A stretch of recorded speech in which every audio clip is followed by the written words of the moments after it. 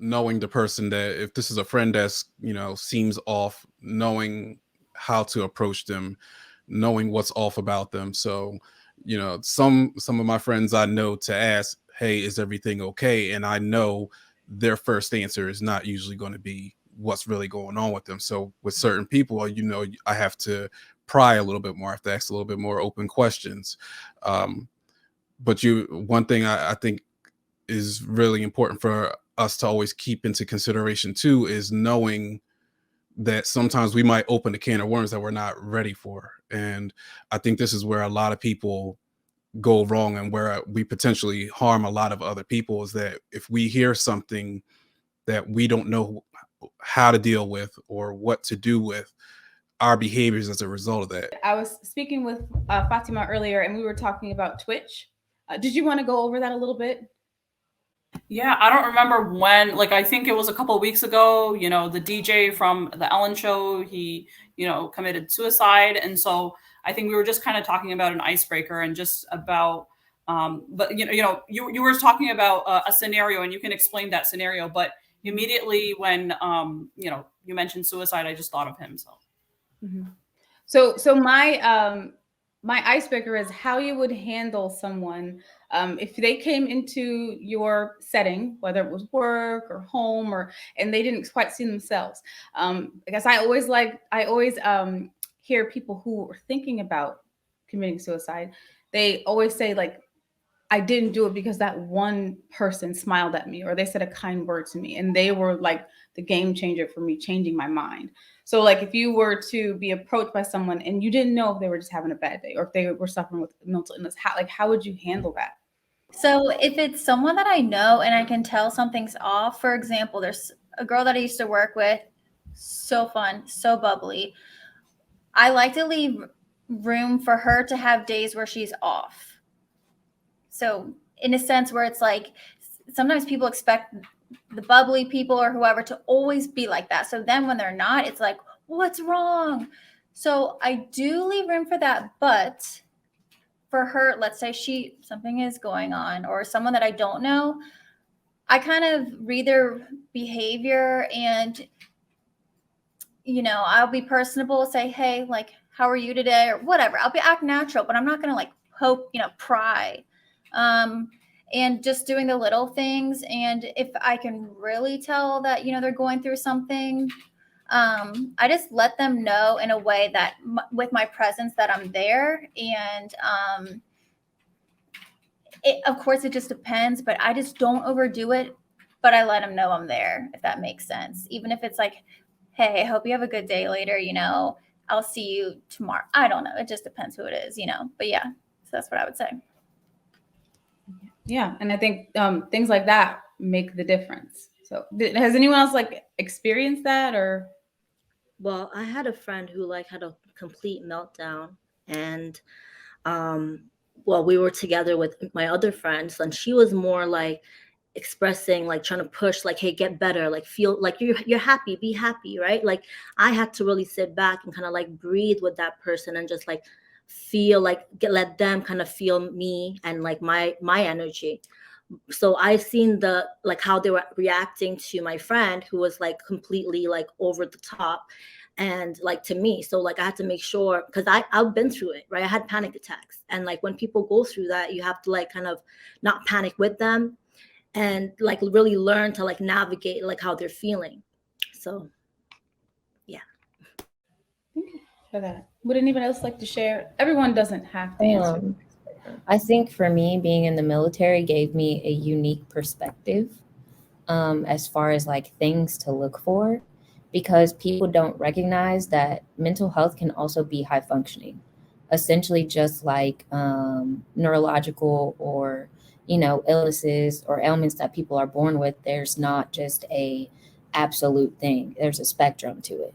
So being able to like recognize when someone has high functioning depression, I experienced that. So for me, I was like, being able to recognize those signs in other soldiers when we're in formation, and, like we're taught you need to soldier on. Like you can't just, like the mission has to get finished, whether or not, this person is going through a divorce, they're battling alcoholism, you know, somebody back at home just died. Flights are expensive. Now they can't go bury their loved one. Like, these are all real things. And these people become high functioning.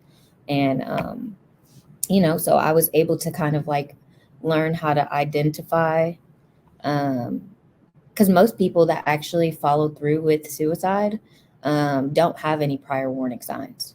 They create like a normative culture within their function and their routine. There might be like deterioration or things that like they show that are small.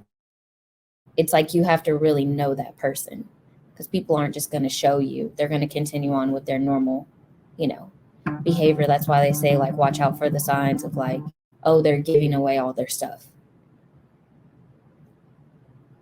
They have no value for their money. They might start impulse buying. They might start making like really drastic decisions. Things like that. Might go check up on their life insurance or get life insurance. But you have to know a person to know that they're like exhibiting those behaviors. They're doing things outside of their norm. Yeah, outside of their norm. Interesting. Would anybody else like to share? I saw you. Yeah. Go ahead. I am a sibling of 7, and, you know, being second generation, you know, parents, you know, immigrants here and things like that, you know, we went through some, you know, trauma and things like that. So, you know, we all, you know, all seven siblings, we're all different personalities, but, you know, I'm still learning about mental health and the signs, and this is really informative, everything that people have discussed. One thing for me is that, yeah, you definitely have to know the person. 2 of my siblings, like they would just ignore my phone calls, you know, and they were really going through depression. And so same thing happened with both. But of course, then there's high functioning. So that's totally different. But for me, it was just like, you know, that was the you know, different from the pattern behavior, you know, so they were just ignoring all calls.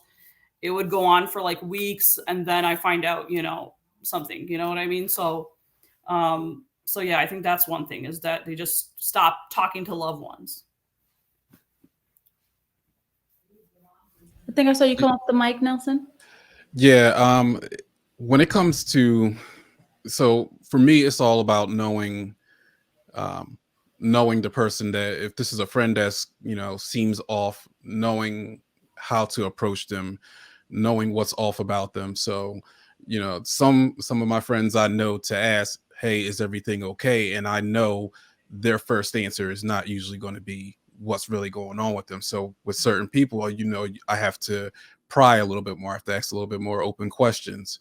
But one thing I think is really important for us to always keep into consideration too, is knowing that sometimes we might open a can of worms that we're not ready for. And I think this is where a lot of people go wrong, and where we potentially harm a lot of other people, is that if we hear something that we don't know how to deal with or what to do with, our behaviors as a result of that. So you see a lot of people, if somebody drops something heavy on them, we get out of there as fast as we can. So, well, I'll keep you in prayer, and, you know, kind of leave it at that, rather than allowing that, being comfortable in our own skin, allowing that person to speak, and then acknowledging the fact that, listen, I don't know, you know, I really don't know how I can help you, you know, in this situation, but, you know, have you spoken to a therapist before? Or have you done this or that?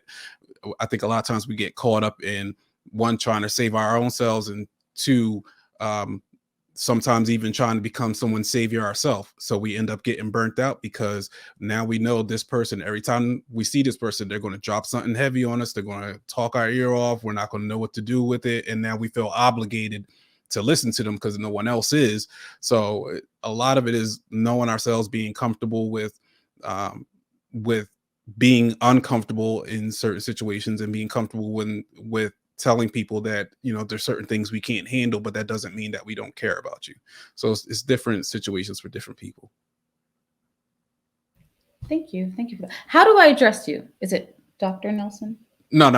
It's just Nelson. I'm a LPC. So, but very informal. So you can just say Okay. host. No, I just want to make sure. I didn't want to disrespect your title at all. Oh, no. Like, people work for it, they deserve it. You can call me Dr. Duke if you'd like. I'm not calling. Everybody else can. I like our names together, kind of, because mine's a joke because I'm a UNC fan, and your name is Raul Duke. So, does anyone else get that or no? Yeah. Very All few right, people I do. Did that not Okay, land? there you go. Okay. I'm just kidding. Several All right, we're participants done. on these panels have just thought that's my real name, and I go with it. Did you have anything to add, Raul Duke? Dr. Duke? There you go. I am a doctor of journalism. Not to get too long-winded into it, pretty much the rest of the panelists hit the important parts. For me, I have had several friends. I mean, you know me, I used to have a lot of crazy people that I hung out with. And some of them I didn't care if they went nuts because they were not truly someone you'd want to save. But for friends of mine that were, good people that you were looking after, unfortunately, I did the wrong thing. I've since learned better. I did the tough love technique and tried to snap them out of it. I do not believe that's the proper way to go. It did actually work, but it worked inadvertently.